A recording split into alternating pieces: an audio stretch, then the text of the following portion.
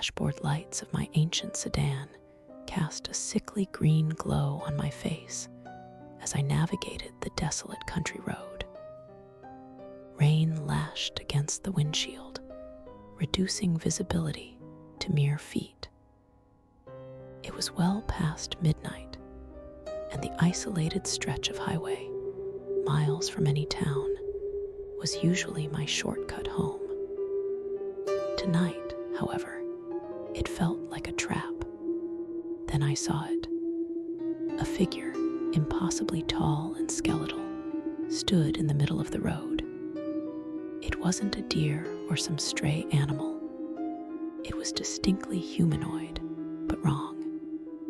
Its limbs were too long, its posture unnaturally hunched, and it seemed to sway as if caught in an unfelt breeze. My heart hammered against my ribs. This was no time to be a hero. I slammed on the brakes, the tires skidding on the slick asphalt. The figure didn't flinch. It simply continued to sway, its head slowly, deliberately, turning towards my car.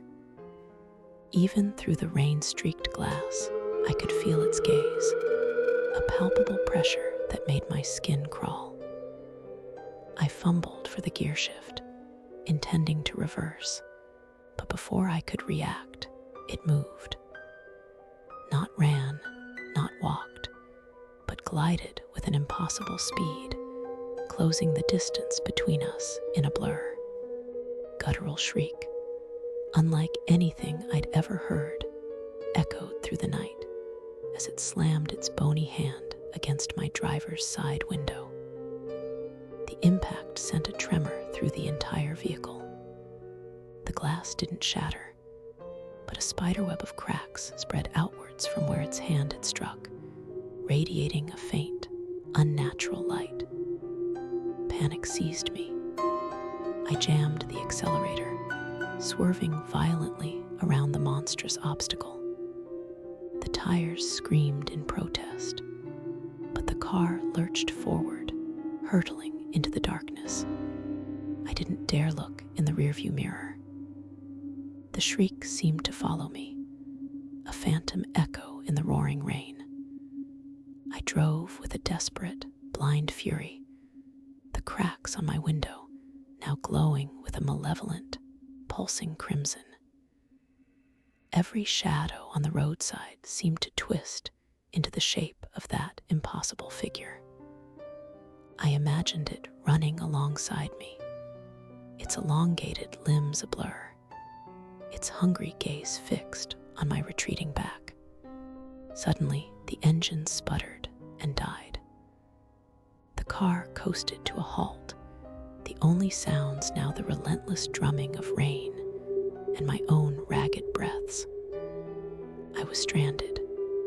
The crimson glow from the window intensified, illuminating the interior with an infernal light. A faint scratching sound started, coming from the trunk.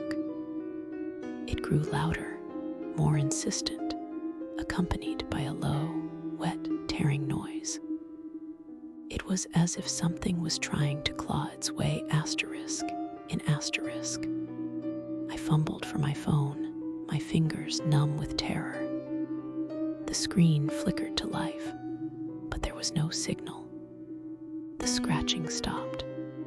Silence.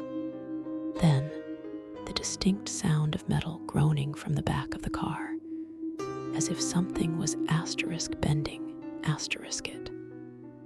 The trunk lid began to lift, slowly, revealing not the rainy night, but a swirling, inky blackness from which emanated a chilling whisper that promised oblivion.